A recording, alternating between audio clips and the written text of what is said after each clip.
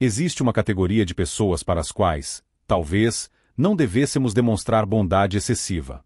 Mesmo que, desde a juventude, os princípios da bondade universal tenham sido incutidos, ao atingir uma certa idade, o tempo, a energia e a paz de espírito de uma pessoa deixam de ser recursos que podem ser desperdiçados indiscriminadamente com qualquer um que deseje um pedaço deles. Quanto mais velho o indivíduo se torna, mais profundamente ele percebe que a bondade nem sempre é um bem. Às vezes, ela se transforma em uma armadilha traiçoeira. No mundo, existem personalidades que prosperam parasitando a generosidade, a paciência e o silêncio alheios, e quanto mais tempo lhes é permitido permanecer por perto, mais elas buscam consumir. Neste material, examinaremos 5 tipos de pessoas para as quais, na idade adulta, devemos parar de ser gentis. Não se trata de estranhos ou conhecidos distantes, mas daqueles que frequentemente estão no círculo mais próximo, membros da família, vizinhos, até mesmo amigos de longa data. No entanto, se não houver a devida cautela, seus padrões de comportamento podem esgotar uma pessoa a ponto de torná-la irreconhecível. Descobriremos quem exatamente deve ser evitado, porque sua presença é tão desgastante e como proteger seu bem-estar emocional sem culpa ou necessidade de justificativas. Afinal, os anos maduros não são para corrigir os outros, mas para preservar o que resta da própria paz. Vamos começar. Número 1. O consumidor insaciável. Um dos sinais mais óbvios de que alguém não merece mais sua bondade se manifesta em sua aparição exclusiva com a mão estendida.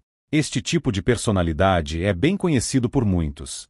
Quando essas pessoas ligam, nunca é por um simples desejo de saber como você está ou de compartilhar uma risada.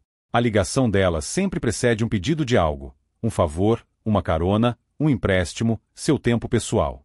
E para elas, isso é sempre extremamente necessário. Lembremos da história de Glória, de 71 anos, que ao longo da vida foi um verdadeiro porto seguro para cada membro de sua família. Precisava de uma babá de última hora? Ligavam para Glória. Precisava que cuidassem do cachorro durante as férias. Glória nunca recusava.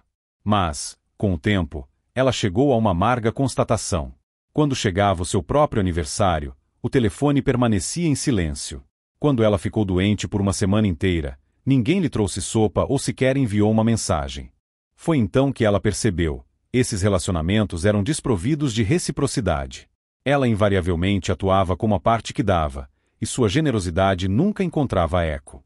A pessoa sente uma estranha culpa ao pensar em se afastar de indivíduos assim, especialmente se forem membros da família. Nós nos convencemos de que ser necessário é bom, que recusar é egoísta, que talvez da próxima vez eles percebam o quanto fazemos. Mas a verdade é, se alguém só o valoriza quando você é útil, na verdade não valoriza como pessoa. Para eles, você não é um ser humano, mas apenas uma função ou um serviço. E quanto mais velho o indivíduo se torna, mais perigosa é essa posição, pois seus recursos, tempo, energia, até mesmo força física, deixam de ser ilimitados. Entregá-los a quem apenas toma é como tentar encher uma xícara com fundo furado. Você tem todo o direito de dizer não sem explicações. É permitido estabelecer limites. É permitido proteger a pouca paz e as forças que ainda lhe restam para aqueles que realmente se importam. E se alguém sai da sua vida apenas porque você parou de dizer sim todas as vezes, isso diz tudo o que você precisa saber. Você nunca foi amado, você era apenas conveniente. Não permita que a bondade se transforme em um fardo. Não permita que a generosidade se torne uma corrente. Pois, nesses anos, cada momento que você dedica deve ser algo que o nutre em troca. Número 2. O crítico crônico. Existe um tipo particular de cansaço que surge da interação com alguém que constantemente aponta falhas, na sua roupa, nas suas decisões, no seu passado. Essas pessoas não elevam a voz nem usam palavras ofensivas, mas seus comentários ferem tão profundamente quanto, pois são proferidos em pequenas, mas contínuas doses. E, com o tempo, eles esgotam até o limite. Imagine Raimundo, de 82 anos, que visita seu primo todo domingo. Ele leva pão fresco, verifica a casa, tenta manter contato, e cada vez seu primo encontra um motivo para criticar. Seu cabelo está diferente. Por que você vendeu aquela cadeira antiga? Você sempre leva tudo muito a sério. No início, Raimundo sorria, convencendo-se de que era inofensivo. Mas, após muitos anos dessas visitas, ele começou a se sentir insignificante, a duvidar mais de suas próprias decisões, perdendo a alegria que antes sentia ao se aproximar daquela varanda. O perigo da crítica crônica não reside nas palavras em si. Ele está na destruição lenta, mas constante, da autoestima. Essas personalidades mascaram sua crueldade como cuidado. Elas afirmam que são apenas honestas, que estão apenas ajudando você a melhorar. Mas, na verdade, elas destroem a paz interior aos poucos, um comentário de cada vez. E quando você permite que isso continue sem controle, algo dentro de você começa a encolher. Você para de compartilhar coisas íntimas, para de tentar coisas novas. Você fica tenso antes de cada conversa, imaginando o que será dissecado em seguida. Nesta idade, você conquistou o direito de se sentir confortável em sua própria pele. Você não precisa ser perfeito. Você não precisa agradar. Você não precisa explicar por que gosta do que gosta ou como vive. Se alguém constantemente o deixa com a sensação de que você está errado, é insignificante ou está quebrado, você é obrigado a parar de dar a essa pessoa um lugar na primeira fila da sua vida. Ser bondoso não significa estar disponível para insultos, por mais educadamente que sejam embalados. E, às vezes, a coisa mais amorosa que você pode fazer por si mesmo é se afastar e dizer: não vou mais permitir que você reescreva minha história com sua voz. Número 3. O manipulador da culpa. Um fardo pesado recair sobre os ombros de uma pessoa quando ela interage com alguém que sabe distorcer qualquer situação de tal forma que ela se sinta o vilão. Essas pessoas não gritam, não discutem. Elas apenas olham de uma certa maneira, soltam algumas palavras cuidadosamente escolhidas, e de repente você começa a duvidar se fez o suficiente, se é bom o suficiente, se os decepcionou de alguma forma. Esses são os manipuladores da culpa, e eles podem ser algumas das pessoas mais exaustivas na vida, especialmente à medida que envelhecemos. Pense em Margarida, de 79 anos, que mora sozinha e tenta participar da vida de sua grande família. Sua sobrinha liga apenas quando precisa de um favor. E quando Margarida recusa, mesmo que gentilmente, ela recebe em troca o silêncio. Ou, pior ainda, comentários como: pensei que a família estaria ao meu lado. Margarida não recusa por maldade. Ela está cansada. Ela está protegendo seu tempo. Mas a culpa não se importa. Ela se insinua e fica ao lado dela a noite toda, sussurrando que talvez ela seja realmente egoísta. O que torna os manipuladores da culpa tão difíceis é que eles frequentemente usam as melhores qualidades de uma pessoa contra ela: sua lealdade, sua empatia, seu senso de dever. Eles fazem você sentir que se afastar é um ato de crueldade, embora na verdade seja a única maneira de sobreviver. E, com o tempo, sua manipulação emocional pode se tornar um padrão difícil de notar, até que você se veja constantemente pedindo desculpas, constantemente explicando demais, constantemente dando mais do que se sente confortável. Apenas para evitar o tratamento frio que se segue a qualquer tentativa de estabelecer limites.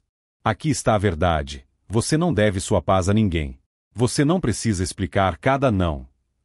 Você não precisa trocar seu conforto pela aprovação temporária deles.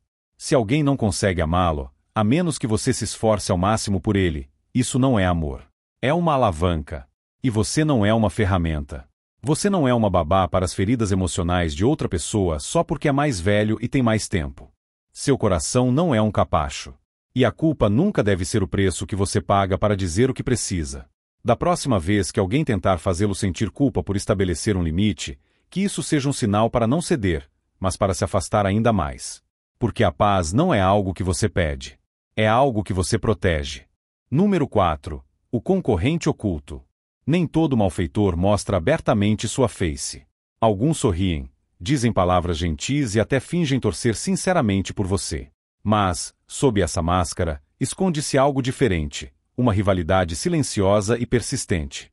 São os concorrentes ocultos. Pessoas que não apenas desejam ter sucesso, mas se esforçam para garantir que você não brilhe demais ao lado delas.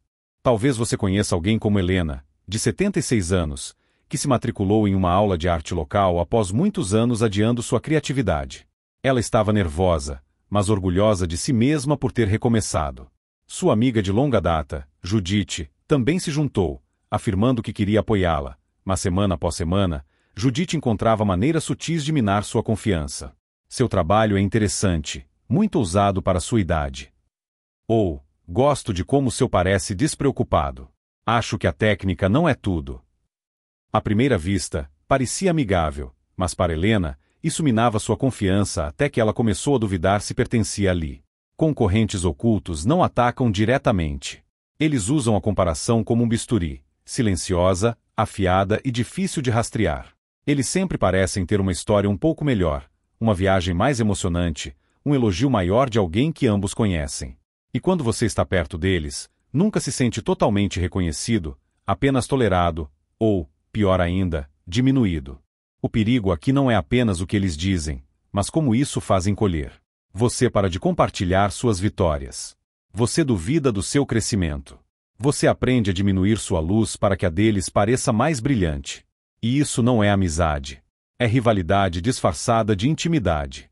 Na velhice, você não precisa competir com ninguém. Você passou por muita coisa, perdeu muito e construiu muito para gastar energia em comparações que não servem. Se alguém ao seu lado não consegue aplaudir quando você vence, ou só consegue aplaudir mais alto quando superou, afaste-se. Você merece estar perto de pessoas que se sentem como um fogo quente, não como um placar frio. Amigos de verdade o apoiam e celebram seus sucessos, inspiram você a continuar, em vez de fazê-lo duvidar porque começou. E quanto mais velho você fica, mais precioso se torna esse apoio. Número 5. O manipulador passivo-agressivo. Algumas pessoas não gritam, não discutem, não entram em conflito. Em vez disso, elas dominam a arte do silêncio, do sarcasmo e das insinuações sutis que o fazem questionar se você está exagerando. Esses são os manipuladores passivo-agressivos, e eles são especialmente perigosos na velhice, porque seu comportamento pode passar despercebido, esgotando silenciosamente seu espírito. Lembre-se de Haroldo, de 83 anos, que morou no mesmo bairro por décadas. Seu vizinho, Douglas, sempre sorri e acena. Mas quando Haroldo menciona que precisa de uma pequena ajuda, como mover um vaso ou levantar uma caixa pesada, Douglas sorri e diz algo como: "Acho que você finalmente está desacelerando, não é? Ou eu ofereceria, mas tenho 2 joelhos que ainda funcionam, e gostaria que continuassem assim." Ele não recusa diretamente. Ele apenas esconde a alfinetada em uma piada, e Haroldo fica ali, sem saber se foi insultado ou apenas ignorado. Pessoas passivo-agressivas jogam com regras diferentes. Elas evitam a responsabilidade direta, fingindo que não quiseram dizer o que disseram. Elas deixam mensagens sem resposta. Elas cancelam planos sem explicações. E então, se você levantar a questão, elas viram a situação, acusando de ser sensível, dramático ou complicado. Com o tempo, isso esgota. Você começa a andar sobre ovos, tentando não provocá-los. Você diz a si mesmo que não vale a pena o incômodo. Mas vale, porque quanto mais tempo você permanece nessa dinâmica, mais você começa a abafar suas próprias necessidades, apenas para manter uma paz que na verdade nunca existiu. Nesta fase da vida, a paz não é um luxo. É uma exigência. E qualquer um que a perturbe com jogos emocionais não é alguém que você precisa manter por perto. Você não precisa reagir a cada pequena coisa. Você não precisa ensiná-los a tratá-lo. Você simplesmente se afasta, cria espaço e recupera a paz que eles constantemente perturbavam. Porque a verdade é que um sorriso sem sinceridade é apenas uma máscara. E você viveu tempo demais para continuar aceitando uma bondade falsa. Que seus últimos capítulos sejam preenchidos com pessoas que dizem o que pensam e pensam o que dizem. Todo o resto é ruído, e você merece o melhor. Agora que você conhece esses 5 tipos de pessoas, reserve um momento para se autoavaliar. Algum deles está muito próximo em sua vida? Você está oferecendo seu tempo, paciência ou energia a pessoas que apenas pegam, apenas destroem, apenas transformam suas boas intenções em obrigações? A verdade é que, quanto mais velho você fica, mais preciosa se torna sua paz. Você carregou pessoas. Você perdoou mais do que deveria. Você permaneceu em silêncio para evitar conflitos, mas não precisa continuar fazendo isso. Não mais. Esses anos não são sobre tolerar padrões tóxicos. São sobre eliminá-los. Você tem o direito de proteger seu espaço. Você tem o direito de escolher quem tem acesso ao seu coração, ao seu tempo, à sua sala de estar e ao seu telefone. Ser bondoso não significa estar disponível para pessoas que o esgotam. Não significa colocar o conforto delas acima da sua sanidade. Significa escolher a compaixão com limites, o calor com sabedoria, e se isso significa se afastar de alguém que esteve em sua vida por anos, que assim seja. Às vezes, o maior ato de bondade é aquele que você dá a si mesmo, finalmente dizendo, basta.